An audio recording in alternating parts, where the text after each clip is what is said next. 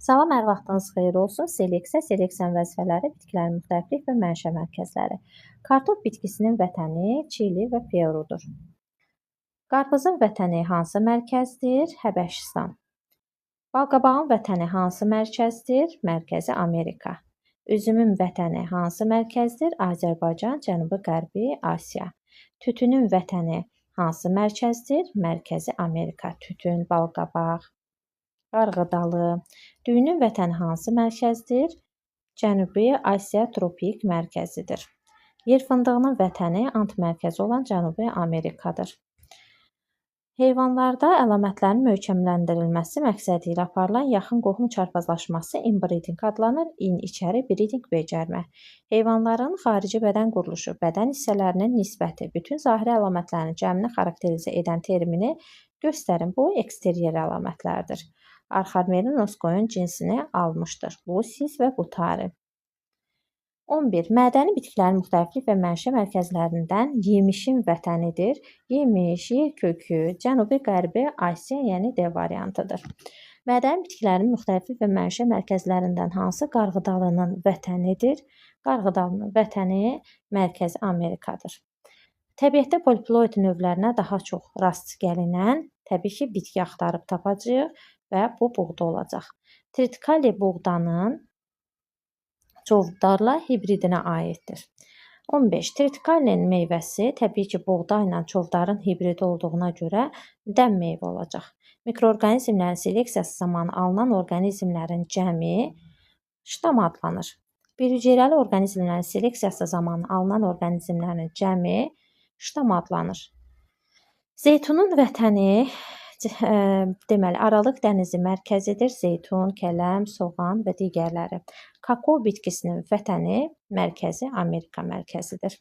Mədəni bitkilərin müxtəliflik və mənşə mərkəzləri haqqında təlimi yaratmışdır. Vavilov əksər hallarda genetik bircinsli materialın alınmasına təmin etməz.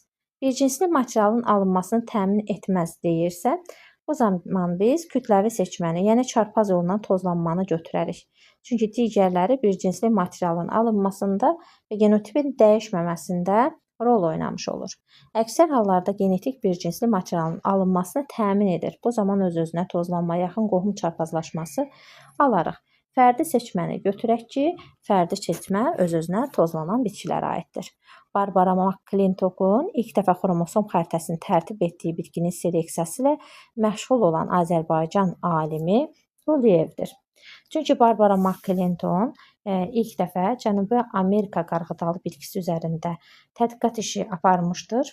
Onun seleksiyasından da Quliyev məşğul olmuş olur ki, Quliyev həmçinin yonca, qarğıdalı, pambıq bitkilərinin seleksiyasından məşğul olmuş olur. Mədəni bitkilərin təxminən 11%-nin, o cümlədən bir çox yem və tərəvəz bitkilərinin vətəni sayılan bir neçə qədim sivilizasiya ocaqları yerləşən mərkəz, təbii ki, Aralıq dənizi mərkəzidir. Mədəni bitkilərin 4%-ə yaxını özündə cəmləyən mədəni bitkilərin müxtəliflik və mənşə mərkəzi Həbəşistandır. Məlum olan mədəni bitkilərin 33%-ə yaxını özündə cəmləyən mədəni bitkilərin müxtəliflik və mənşə mərkəzi təbii ki, Cənubi Asiya tropik mərkəzidir. Hansıların yaradılması və yaxşılaşdırılması seleksiyanın vəzifələrinə aiddir. Deməli, sortların, cinslərin və ştamların cavabımız Y variantı olacaq. Heyvan cinsi və ya bitki sortu nədir? Morfoloji, fizioloji, biokimyəvi xüsusiyyətlərinə görə irsi oxşarlığı olan, təbiətdə müəyyən sahəni, arealı tutan fərdlər cəmidir. B. İnsan tərəfindən süni sürətdə yaradılan. Bu fikir daha doğrudur, çünki insan tərəfindən süni sürətdə yaradılır cins və sortlar. Müəyyən irsi keyfiyyətləri olur. Məhsuldarlığı, morfoloji və fizioloji əlamətləri ilə səciyyələnən fərdlər cəmidir. Bu fikir doğrudur. 29. Hansı mühakimə yanlışdır? Seleksiyanın əsas metodları hibridləşdirmə və süni seçmədir. Doğrudur. Seleksiyada uzaq hibridləşdirmə adətən alınan hibridlərin həyat qabiliyyətinin aşağı düşməsinə yox, yüksəlməsinə səbəb olur. Fikir yanlışdır. Bitkilərin seleksiyasında saf xəttləri aldıqdan sonra süni və təbii seçmənin effektivliyi az olur. Bu fikir də doğrudur. Çünki həqiqətən də saf xəttlər alındıqda eyni genotipə malik olan fərdlər sayı çoxalmış olur. Bu zaman yəni seçmə öz effektivliyini azaltmış olur. Bitkilərin, heyvanların, mikroorqanizmlərin seleksiyası üçün götürüləsi başlanğıc material geniş müxtəlifliyə malik olmalıdır. Bəli, süni seçmənin effektivliyinin yüksəlməsi üçün başlanğıc cins, sort, ştamlar nə qədər çox olarsa, bir o qədər yaxşı təsir göstərmiş olar süni seçməyə. Gen və hüceyrə mühəndisliyinin ənənəvi seleksiya metodlarından əsas fərqi orqanizmlərdə təsadüfi olmayan, istiqamətləndirilmiş irsi dəyişkənin yaradılmasından ibarətdir. Bu fikir tamamilə doğrudur. Niyə doğrudur? Çünki gen və hüceyrə mühəndisliyini həyata keçirən bir alim yəni tam dəqiq olaraq orada hansı işi görəcəyini, hansı geni korreksiya edəcəyini artıq nəzərdə tutub o istiqamət üzrə hərəkət etmiş olur. Amma ənənəvi seleksiya metodlarında isə hər dəfə çarpazlaşdırılmalar aparılaraq, yəni alınan nəticə tam əldə olunana qədər bu prosesləri həyata keçirirdilər. Yəni bu fikir də doğrudur. Əslində biotexnologiyanın da daha günümüzdə daha çox qüvvədə olması da elə onun sürətli şəkildə istənilən nəticəyə çatmasından ibarətdir. Genetik cəhətdən yaxın olan növlər və cinslər oxşar irsi dəyişkənliklər sırası ilə xarakterizə olunur. Bu qanun kim tərəfindən kəşf edilmiş və necə adlanır? Vavilov tərəfindən irsi dəyişkənlikdə homoloji sıralar qanunu adlanmış olur. Bitki müxtəlifliyinin təqribən 1/5-ni özündə cəmləyən mədəni bitkilərin müxtəliflik və mənşə mərkəzi, yəni 20%-dən ibarət olan hissə Şərqi Asiyadır. Mədəni bitkilərin müxtəliflik və mənşə mərkəzlərində növ sayına görə ən zəngini təbii ki, Cənubi Asiya tropik mərkəzidir ki, 33% təşkil etmiş olur. Üzümü mənşə mərkəzi Azərbaycan, Cənubi-Qərbi Asiya. Bəli. 34. Çuğundurun mənşə mərkəzi Aralıq dənizidir. Cavalının mənşə mərkəzi Şərqi Asiyadır. Bunları tapmaq üçün bunları əzbər şəkildə öyrənmək gərəkir. 36. Mərkəzi Amerika taxıllar fəsiləsindən olan hansı bitkinin mənşə və müxtəliflik mərkəzidir? Qarğıdalının. Aralıq dənizi mərkəzi zambaqlar fəsiləsindən olan hansı bitkinin mənşə və müxtəliflik mərkəzidir? Soğanın. Hansı xaççiçəkli bitkilərin vətəni Aralıq dənizi mərkəzi hesab olunur? Turp və kələmin. Vavilovun homoloji sıralar qanununu payızlıq və yazlıq buğda sortlarına tətbiq etmək olarmı? Olar. Çünki onlar genetik cəhətdən bir-birinə yaxındırlar. Payızlıq buğdada, yazlıq buğdada. Hər ikisi genetik cəhətdən bir-birinə yaxın olduğuna görə olar. Vavilovun homoloji sıralar qanununu adi şam, çılpaq toxumlar şöbəsinə aiddir, alma örtülü toxumlar şöbəsinə aiddir. Yəni qaldı ki, kiçik kateqoriya, yəni böyük kateqoriyalar belə bir-birindən fərqlidirlər. Biri çılpaq toxumlar şöbəsinə aiddir, təsnifat vahidi olaraq ayrıdır. Alma da ki, örtülü toxumlar şöbəsinə aiddir və təsnifat olaraq bir-birlərindən tamamilə fərqlənirlər. Buna görə də olmaz. Çünki onlar müxtəlif bitki şöbələrinə aiddirlər. Cavabını seçəcəyik. Müxtəlif növlərə aid olan bitkilər rentgen şüalarının təsirinə məruz qalmış və onlarda oxşar irsi dəyişikliklər baş vermişdir. Bunu hansı qanunla izah etmək olar? Təbii ki, homoloji sıralar qanununda müxtəlif növlərə aid olan bitkilər rentgen şüalarının təsirinə məruz qalmış və onlarda oxşar irsi dəyişkənliklər baş vermişdir. Bu, homoloji sıralar qanununa aiddir. X işarəsinin yerinə mədəni bitkilərin hansı mənşə mərkəzi yazılmalıdır? Qarğıdalı, kakao, tütün və balqamaq kimi bitkilərin vətəni olacaq mərkəzi Amerika. Verilən bitkilərdən neçəsinin müxtəliflik və mənşə mərkəzləri eynidir? Banan, Həbəşistan, yer fındığı, Cənubi Amerika, kakao, mərkəzi Amerika, balqabaq, mərkəzi Amerika, buğda, Cənub-Qərbi Asiya, alma isə Şərqi Asiyaya aiddir. Və neçəsinin mənşə mərkəzi bir-birindən eynidir dedikdə biz cavab olaraq C variantını götürürük. 44. Seleksiya ilə məşğul olan alim çiçək qrupu Vavilova görə mənşə mərkəzi çiçəyinin struktur elementlərinin cəmi. Diqqət yetiririksə, çiçəyinin struktur elementlərinin cəmi deyir. Çiçək düsturunun struktur elementi desəydi, kasa, ləçək, erkəkcik, dişicik nəzərə alardıq. Amma çiçəyin struktur elementlərinin cəmi deyirsə, biz çiçəyin saplağı, çiçəyin yatağı, kasa yarpağı, ləçək, dişicik, erkəkcik hər birini nəzərə alacağıq. Kələmin çiçək düsturu K4, L4, Y6, D1 şəklindədir və 4, 4, 6, 1 toplasaq 15 buradan, çiçəyin saplağı çiçəyin yatağında üstünə gəlsək 17-yə bərabər olmuş olacaq. Seleksiyası ilə məşğul olan alim Karpetchenko baxaq görək cavablardan 17 olanlar harda yazılıbdır? Elə 17 bir dənə buradadır. Bilirik ki, Kələm sadə salxım çiçək qrupuna aiddir. Kələm Aralıq dənizi mərkəzidir. 17-ni indi tapdıq və seleksiyasına məşğul olan Karpetchenko idi ki, turp kələm hibridini əldə etmişdir. Sonra növbəti sualımıza baxaq.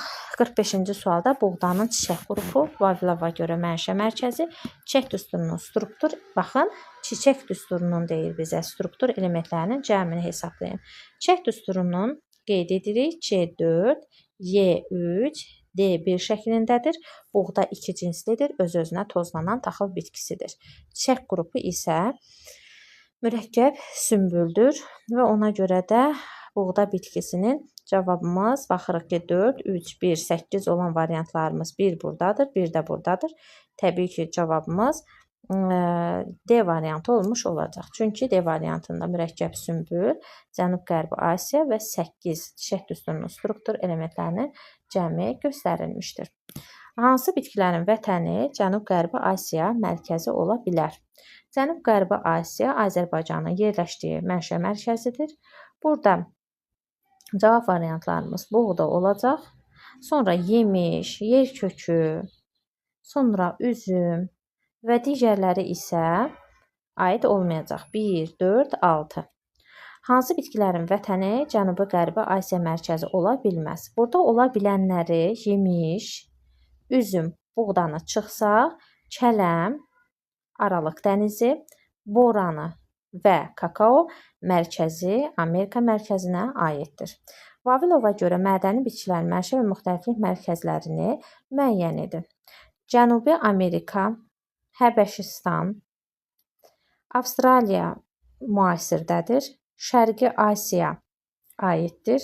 Avropa, Sibir müasir mənşə mərkəzlərinə aiddir. Şimali Amerikada müasir mənşə mərkəzlərinə aiddir ki, cavabımız olacaq 1, 2 və 4.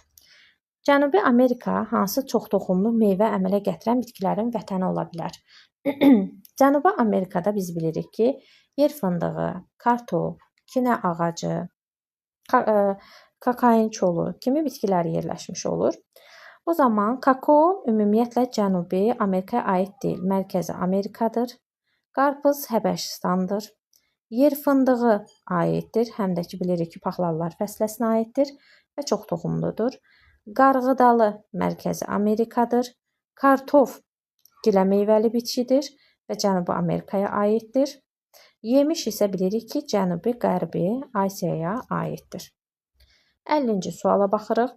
Sxemə əsasən doğru kəsişmələri müəyyən edin. Cənub-Qərbi Asiya mərkəzi Vavilova görə biz bilirik ki, Cənubi-Qərbi Asiyada nə yerləşir?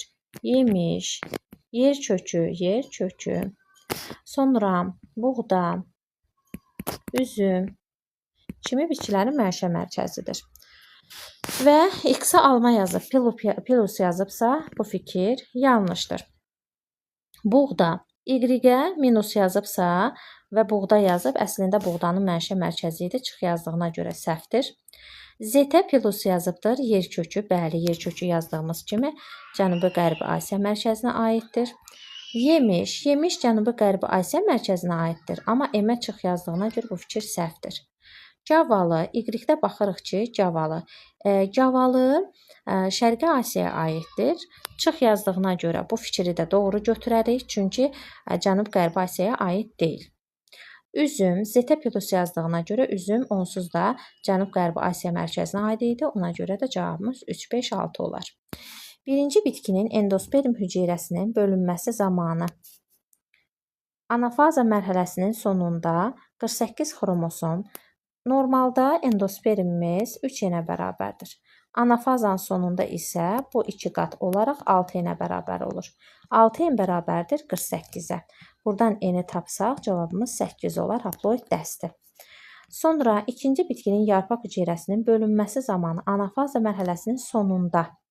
Yəni normalda yarpaq 2n-dir və ikinci bitkinin yarpaq hüceyrəsinin bölünməsi zamanı anafaza mərhələsinin sonunda olacaq 4n. Bu da bərabərdir 44. Bunun haploid dərsini tapsaq görəcəyik 11-ə bərabərdir.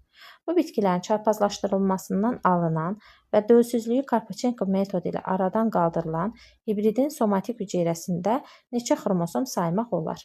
Qametlərimiz bəlli, 8, 11. Bunları çarpazlaşdırdıqda hələ Karpachenko tətbiq olunmamış 19-a bərabərdir hibridin 2n xromosom dəsti. Yazıram 2n bərabərdir 19.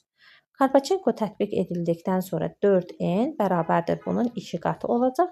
Yəni 38-ə bərabər olmuş olacaq.